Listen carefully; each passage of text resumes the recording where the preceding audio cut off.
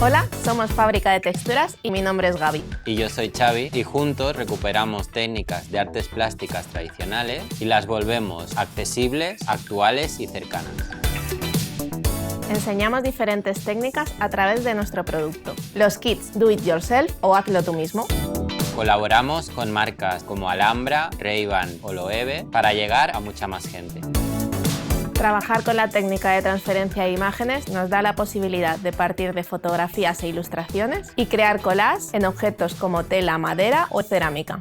Nos gusta investigar desde el origen de un método artesanal y compaginarlo con diferentes disciplinas artísticas, a través de líneas claras, figuras definidas y contrastadas. Siempre nos inspiramos en la naturaleza. En este curso de doméstica aprenderás a transferir imágenes y trabajar en superficies porosas como tela, madera o cerámica. Como proyecto final, elegirás tu técnica de transferencia favorita para crear composiciones y diseños originales. Empezaremos conociendo la técnica de transferencia y su proceso. Te recomendaremos superficies para trabajar y cómo preparar e imprimir tus imágenes. Y ahora sí, manos a la obra. Te enseñaremos 3 formas diferentes de realizar transferencias de imágenes. La primera, partiendo de una ilustración para hacer una composición, luego con una fotografía para realizar un collage y finalmente utilizaremos acetatos para lograr imágenes coloridas.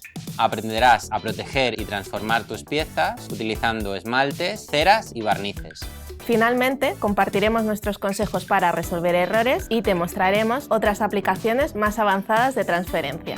Al finalizar este curso, conocerás diferentes técnicas divertidas de transfer que podrás utilizar para personalizar tus piezas. Solo necesitas disolvente universal, medio en acrílico y materiales como cinta adhesiva o lija, además de fotocopias o impresiones a láser que encontrarás en cualquier copistería. También deberás contar con superficies porosas como tela, madera, barro o cerámica. Exprésate a través de distintas superficies y aprende nuevas técnicas para crear.